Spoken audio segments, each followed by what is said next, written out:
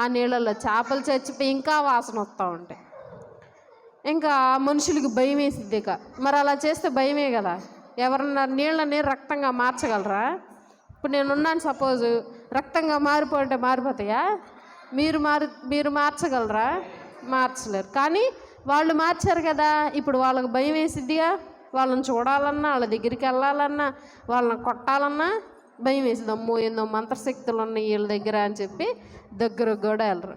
సరే, ఇంకా కొన్ని రోజులు చూస్తారు. ఇక సరే అని తర్వాత మళ్ళీ మామూలు నీళ్ళగా మార్చేస్తారు. మళ్ళీ చెప్తానే ఉంటారు సువార్త, ఎవరు వినరు, ఎవరు పట్టించుకోరు. మళ్ళీ కోపం వచ్చిద్ది వాళ్ళకి. కోపం వచ్చి ఈసారి ఏదో ఒక రోగం వచ్చేలా చేసేస్తారు మనుషులకి. ఏంటో రోగమో తెలుసా? మొహం మీద